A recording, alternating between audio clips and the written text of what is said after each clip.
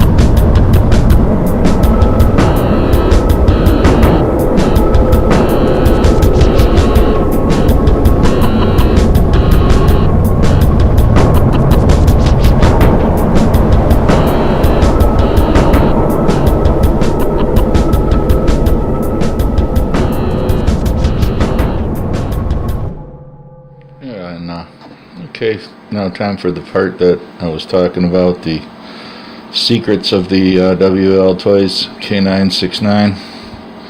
Now, granted, this is just me speaking about this, and your mileage might vary, but this is just the things that I found out and how I'm proceeding. So, take it for what it is. Okay, now, down to the nitty-gritty.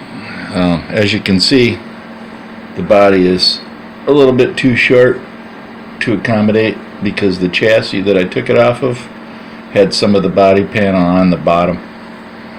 So what I plan on doing is just gluing on a little piece of styrene on the bottom here to make it up, primering it up, and I think it'll match just fine.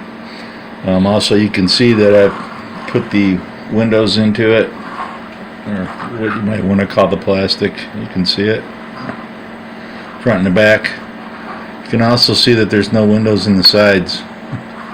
That's because if you can recall, I chopped the body with a bandsaw right here and took about 8 millimeters out of the middle of the door panel here in the roof and then glued it back together again. So that's how we got this. And also, by the way, I did even lengthen out the wheelbase on this car now, so it's extended out to its maximum wheelbase. I think it's 98 millimeters. I don't know. I think it looks pretty cool this way, but except I would really like to have the side windows. Needless to say, if I wanted to put those in, I would have to chop 8 millimeters out of the middle of them and glue them back together again. Which would leave them in a condition that would cause them to have a line down the middle of them. with no way for me to really get rid of that. So on the glass it's a little harder.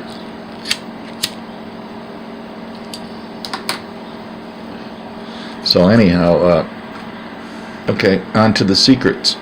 Now, as if you could tell, the first secret is that you got to fix the body if you're going to use this type of body on here. Second of all, you're going to have to come up with a body mounting system for it. So what I did was I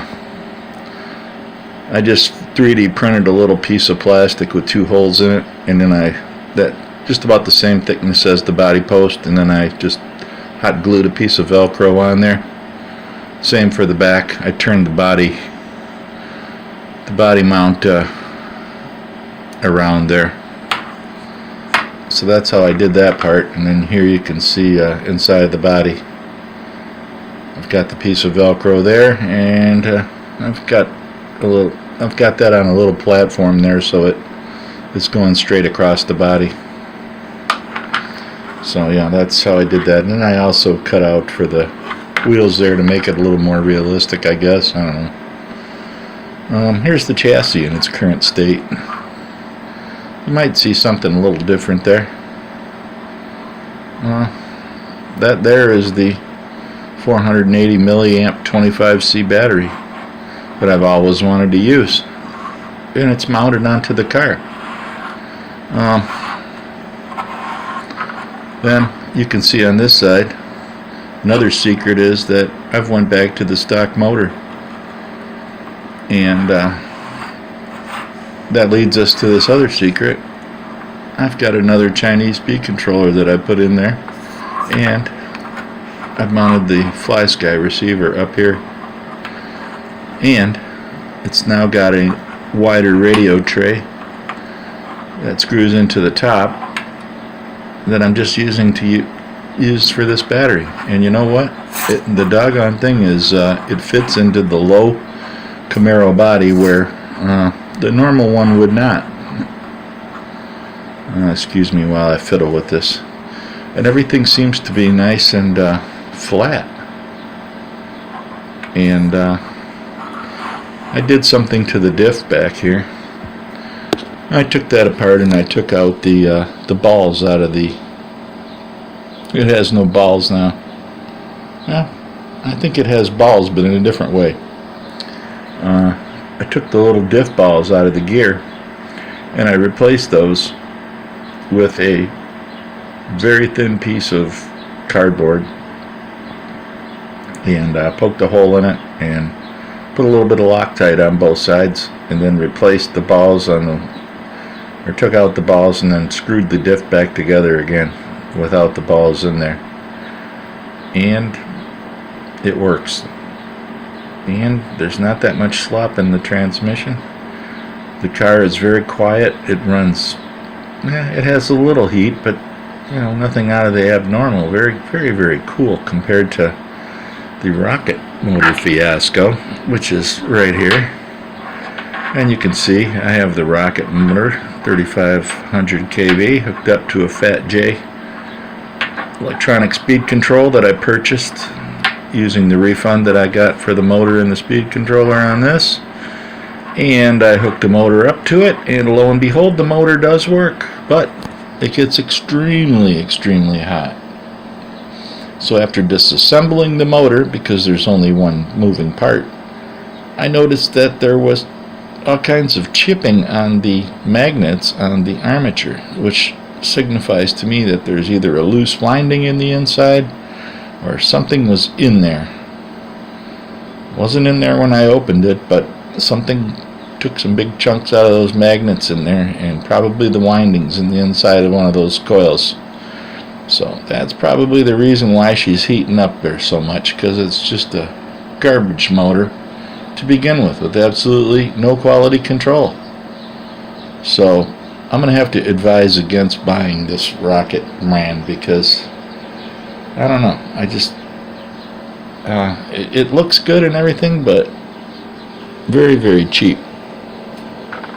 And I did get my full refund on it. So I figured, what the heck, I might as well try to hook it up and see if it works. But yeah, after using it, no. that's a big no. So the Fat J speed controller, yes. If I ever get another brushless motor, I will definitely be using that speed controller, because who knows, the other speed controller, I don't know, I couldn't get it to work, but maybe at some point it'll start working. I don't know.